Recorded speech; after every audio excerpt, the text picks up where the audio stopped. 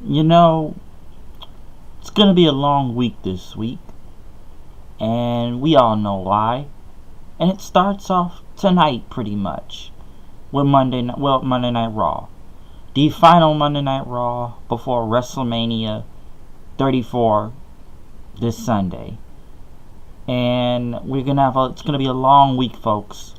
A very long week to get to Sunday, because it is damn near a show every day from any type of wrestling that it's gonna go down. But as WrestleMania is this Sunday, we had the go home show for Monday Night Raw, pretty much leading into everything that was gonna happen.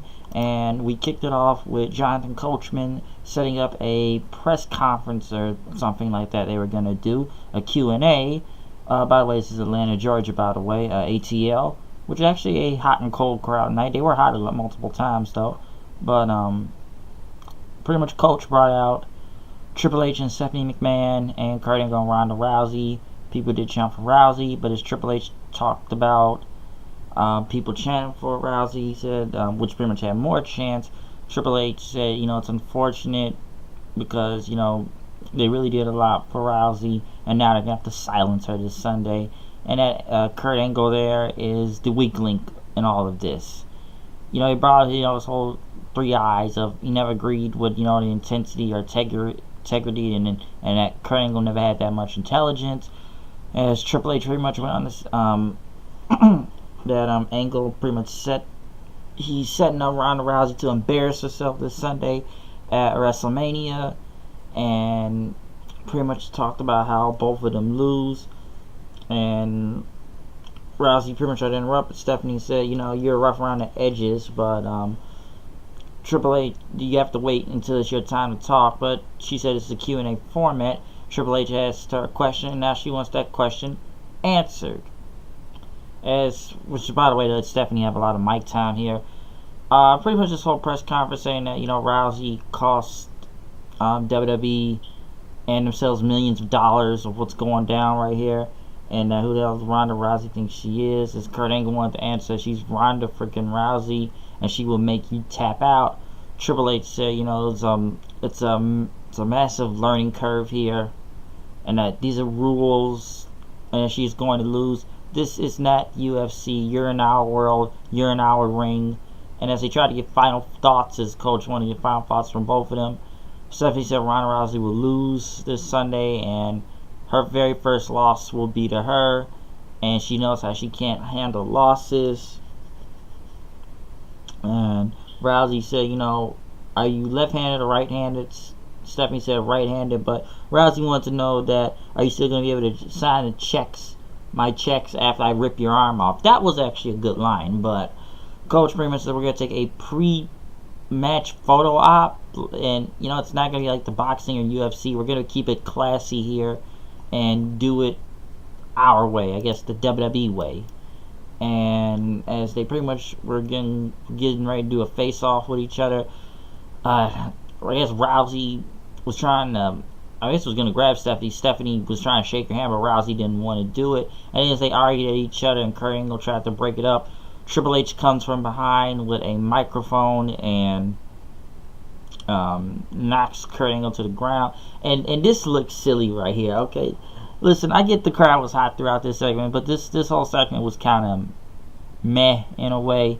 But when I saw Stephanie McMahon grab, I don't know, pick up Ronda Rousey and throw her through the table, and if you ask me, Ronda Rousey, like, she kind of no-sold it too. You could just look at her face like she just wanted to get up, but she knew she had to sell this whole move. And I just thought it looked silly right here. They've really done all they could to get this whole, mixed tag match thing over. I just still think it's silly after that video package last week that I really have to take Stephanie McMahon as that credible of a threat, even though she was never that really in the ring, really. I know somebody told me the other day, she was a women's champion. Dude, what, DX helped her at that time? I got it on tape.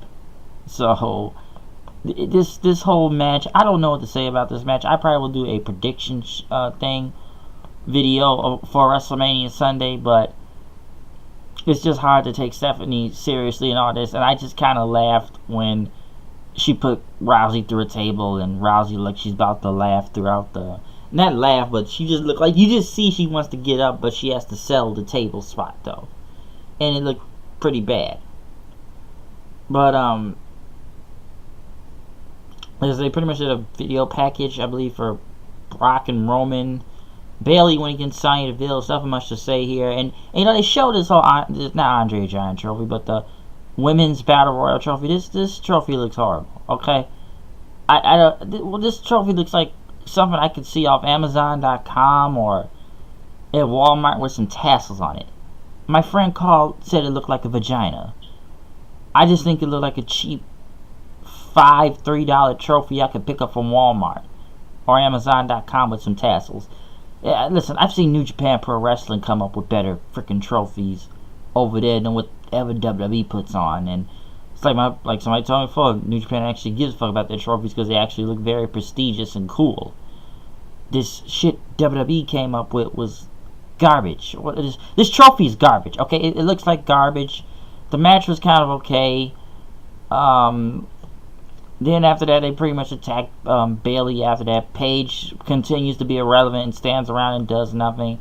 Sasha came up for the save, but Sasha told Bailey to raise her arm, and Bailey says, "I didn't need your help." And then Sasha grabbed Bailey by the mouth, and Bailey pretty much snapped, and they both went at it with each other. I guess they showed a little bit more heel for Sasha this time, because at first I couldn't actually tell who was really going to go heel here, Sasha or Bailey. And it's not like any of them turn heel, but they both have put out very heel-like tendencies against each other in the past multiple weeks coming into this battle royal. Yes, they don't have a match at WrestleMania against each other, but they did brawl with each other. And then Mandy Rose and Bailey pretty much, not Bailey, but Sonya Deville pretty much beat both of them up and pick them off. Listen, this battle royale I don't really give a shit about, so it's pretty much whatever.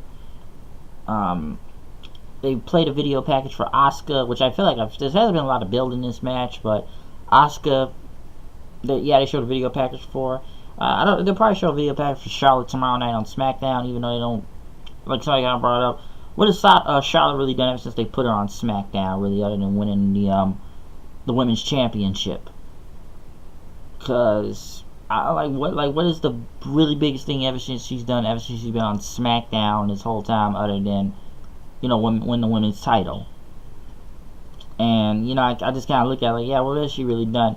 And I know Charlotte was gone throughout multiple months because the whole Ric Flair the health scare and everything, and have to make sure he was okay. But even I said that, like, what was the most memorable thing she's done? We're just gonna go a whole video history of Charlotte, but it has to look about. I look at a lot of these matches. WrestleMania hasn't been a lot of build to them, if you ask me. Next thing you know, we had Seth Rollins versus Finn Balor. Finn Balor, who continues to smile out the ring, coming out the ring all the time. I don't know. Miz was on commentary, mostly putting over his newborn daughter and the match itself. Listen, this was a great match. The crowd was insane. Once again, there's too many freaking commercials in this whole match, and we even put a commercial, something like a split screen, just to have a Nakamura versus AJ commercial too. Listen, this match was very competitive. I thought it was great. Once again, they kill it. The crowd was hot for it. It took some time in the beginning, but they really worked hard out there, and it was just very, very, very great, especially leading to this triple threat match. Yeah, Miz, some say Miz could have been a little bit more heel on commentary. Mostly it was just put over his daughter, but yeah, he's still getting ready for the match this Sunday. Seth Rollins picks up the win with the curb stomp on Finn. I do believe that Finn Balor is going to win this Sunday now after watching this, but I really did enjoy this match. This was awesome. They also talked about the USA and the kickoff and the pre-show matches. They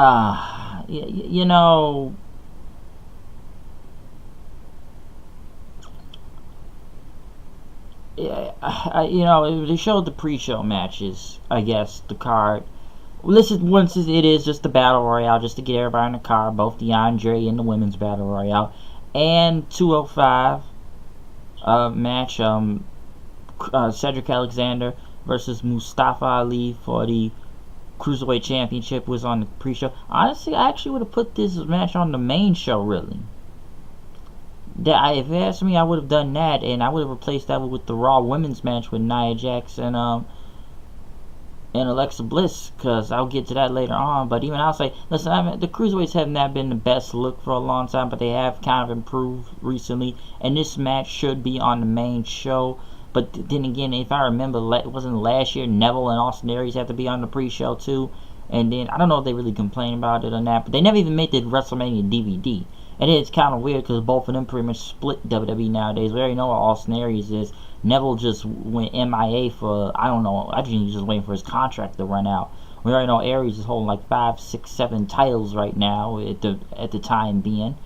But I would actually put the Cruiserweight match on the main show this year than have it on the pre-show. I understand the Battle Royales, but even I'll say I would have given it 205 of the main part this time.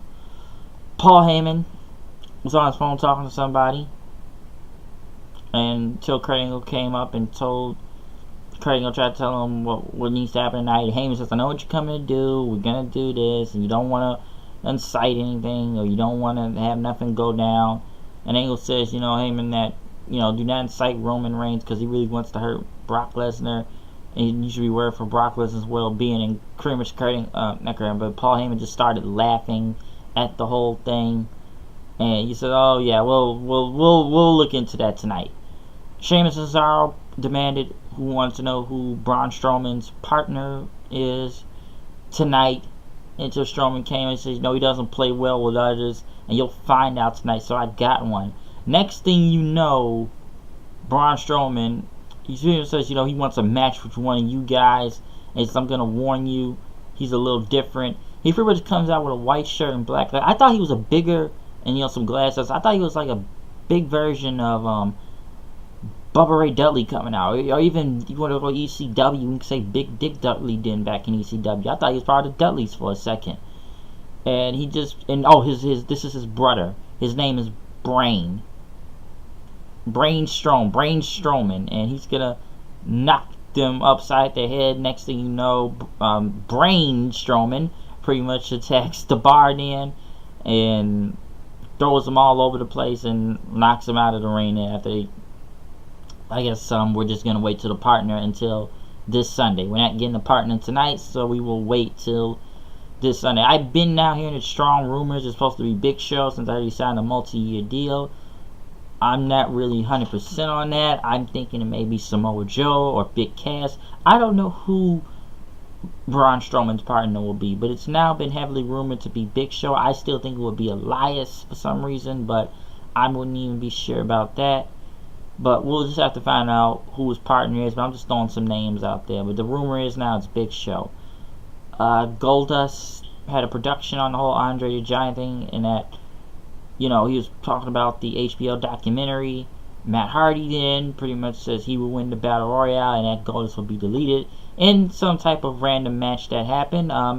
Matt Hardy won and did his whole delete thing, and he talked to the trophy and Procure, he said, and I guess he wants to win the trophy now, which doesn't even look like a real trophy. It looked very plastic, but Matt Hardy won the match. John Cena, hour 3 we are in. John Cena talked about The Undertaker, and people started to chant for The Undertaker, and Cena did what he did to put WrestleMania over, and silence means no, Undertaker, and we ain't coming. It looks like he didn't come, and he's going to WrestleMania. Even as a fan, he will still be excited because he could have done a lot of things. Michael Cole tried to tell him, I could have been the Battle Royale, I could have been Braun Strowman's partner, but no, I want the Undertaker. He says, I've lost to Roman Reigns, I've lost at Survivor Series, I lost at the Royal Rumble, I've lost the Elimination Chamber, I've lost at Fastlane. He really wanted this win against Taker, but it wasn't going to happen. And he says, after all, I will be taking a spot from some hard-working superstar that deserves it. And he called out Undertaker for one last chance as he put over multiple matches for WrestleMania and other people. Is he, is he going to get him? Is people chanting for Undertaker? Cena hyped the crowd up as loud as he could to chant it. And he says, I'm going to WrestleMania as a fan. And I'm damn proud of it, he says. He really is. And like I said before, he just put over matches from AJ Styles to Daniel Bryan being back to Rollins and Balor to the women to Rusev Day to everybody, Elias, blah blah blah, everybody. And he would apologize about the whole Undertaker thing. And he can't summon him. And he said, it'll never work. And he got like I said before, he got the crowd to chant, to summon him, to chant Undertaker very as loud as he could, but there were boos. And he says, you hear that, Undertaker? It's been 4 weeks straight. Even an entire audience, they poured their hearts out for you. You didn't come out here. And he says, you ignored me, but you're just a dead man walking. And he says, yeah, Undertaker, you left your hat in the ring, but it's obviously you left your balls at home. And as people chanted loud for Cena, Cena just looked around and he left. So it was a great segment. Cena got the crowd super hyped as fuck, no doubt about that. He put this whole match over by himself, even if it looks like it's not gonna happen. And this was the final Raw before WrestleMania. So Cena did all he could, but there was no Undertaker. No Undertaker. So now the question is, will the Undertaker show up this Sunday at WrestleMania? Will he be the dead man? Will he be the American Badass? Will he be Big Evil? I don't know what will happen this Sunday if The Undertaker doesn't show up. Hell, I may even say SmackDown tomorrow night if he shows up. But there was no Undertaker, and Cena did everything good. And he got it over, okay? Cena got this whole thing over on his own without, even if he had to promote this whole thing by himself, he did. Next thing you know, Roman Reigns was sitting in the locker room until Kurt Angle told him, he says, yeah, there's one WrestleMania match that won't happen. And he says, I don't need a second one. And, he says Brock was in the building, and Reigns pretty much says, he expects Angle willing to hear him out. He says, you're going to believe Paul Heyman saying nothing's going to happen tonight? Tired of the 6 years of the disrespect, he said. And, he said was one word, disrespect. It's not a peace treaty that's going to go on. He told Angle to take his peace treaty and take it back to the pawn shop where he sold his gold medals at. Elias sang a song talking about the greatest performance at WrestleMania, which is great. Who wants to walk with Elias? Then he beat Heath Slater, whatever. And this, by the way, this is the third hour, so this is where everything starts going to the fucking shit, even though it's the Raw before Mania. Braun Strowman, who still looks for a partner. Kurt Hawkins surprisingly shows back up with a Pick Me Braun shirt. And Braun asks him, what's your win-loss record? And he said, it's not really that big, but if I team with you, I can get my big break. Next thing you know, Strowman throws him through a wall and says, there's your big break. They had a sit-down interview with Nia Jax or Renee Young, as Nia Jax talked about, I'm not a goddess or anything, and claimed to be. And at the locker room, she admires the women and stuff. And that Bliss was her best friend at the time, but it's not anymore. And talked about how Bliss is just desperate, who can't see the truth, and that she don't take this shit, and that she's strong and confident. Yes, she is a big person, but she will walk away as champion at WrestleMania and then call Alexa Bliss in the camera an insecure little girl. Listen, I know they've been trying to get this over, but it's too late. Honestly, I would put this match on the pre-show. This whole high school mean girl, fat shame, bullying crap is not getting over. It's not really good. This whole feud is just freaking garbage. Okay, it's been garbage. Nobody doesn't really care for this match. I don't care about Bliss versus Jax. Jax will win. Blah blah blah. Like I said before, I would have put on the pre-show and would have put the cruiserweight match on the main show. This match ain't worth the watch. I'm sure it will not be worth the watch. And for some reason, I know they're going to give them a lot of time this Sunday. I don't know how, but I just know they're going to do it. They're going to give them a lot of time this Sunday for this match. And then we get into this random tag team match. Let's get worse here. Asuka and Dana Brooke, of all people, went against Alexa Bliss and Mickie James.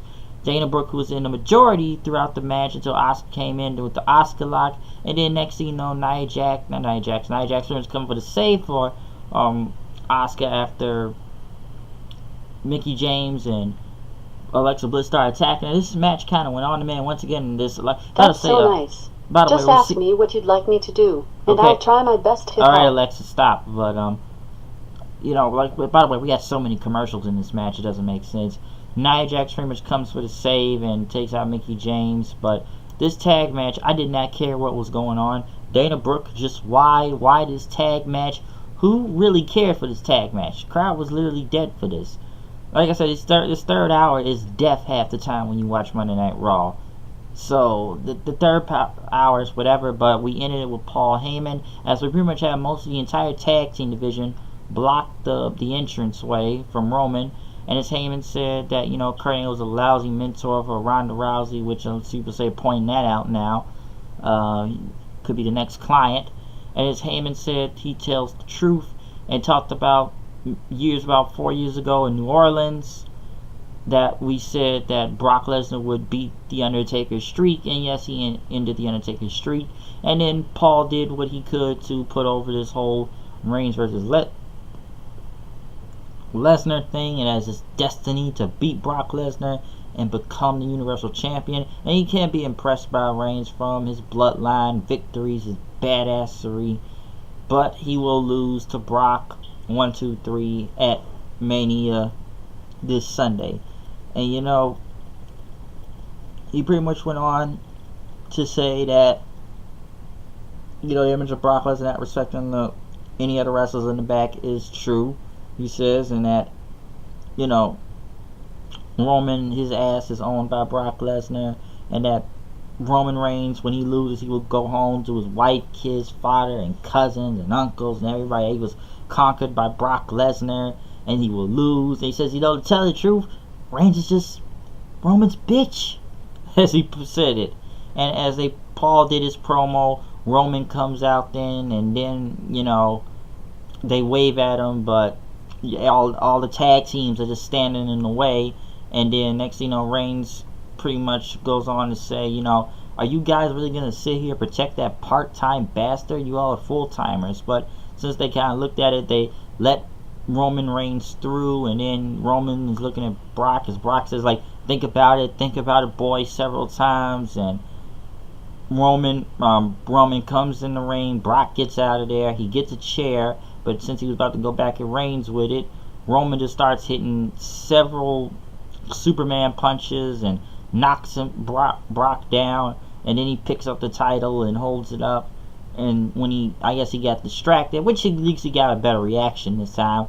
Brock pretty much hits him with an F5 on the belt, and Brock was pretty much hurt after that, as but Paul says that's all it takes, one F5. So they couldn't have Roman get the crap kicked out of him 3 weeks. As for Monday Night Raw itself, this is the go-home show. This is pretty much to hype every match before WrestleMania. The third hour is crap, of course, but we got these very weird like matches, especially in the third hour. This odd tag team women's match. Who else? Elias versus Slater, which I don't even know why. Cena, who cut a great promo, but no Undertaker. Matt Hardy, I guess, versus Goldust for literally no reason. I don't know. It was a lot of bad things in this third hour.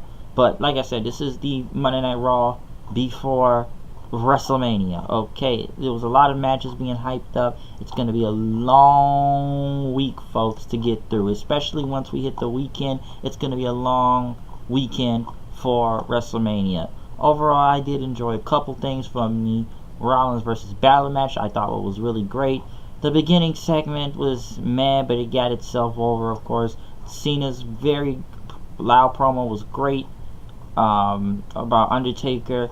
The ending was the ending. Paul trying to get this whole thing over. Don't really care about the women's title match.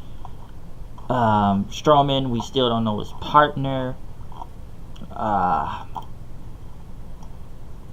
Yeah, so I don't know. I may have missed something talking about this in this whole review, but some matches were just kind of pretty much random throughout time and time, and it was just to set up matches for WrestleMania this Sunday. But like I said, it is a long week this week, as in for Mania coming up. We have Raw on Monday, and like I said, we have Raw tonight, we have SmackDown tomorrow, NXT Wednesday if you want to catch that out. But you know, it gets more, you know, crazier after that. because I believe a lot of this stuff starts on Friday, if you ask me. And a lot is going to go down once Friday comes, because the Hall of Fame is Friday. I'll get into predictions to that later in the week, but Friday, I just kind of look at it for the Hall of Fame. It's only like maybe a few people's speeches I want to see. It's either that, or I will check out the Lucha Underground versus TNA show during the time on Twitch. Saturday, I am really contemplating on which show I'm going to watch first. The Ring of Honor, Supercard of Honor, or NXT TakeOver New Orleans, which those two shows are going to be off the chain, if you ask me. And it's going to be Ring of Honor's biggest arena up to date. And then we have WrestleMania Sunday. We will be there for a very long marathon, 9 times out of 10 from 4 o'clock to almost 10, 11 o'clock at night. Then next thing you know, after that, Raw, the night after Mania, you know how hyped that's going to be.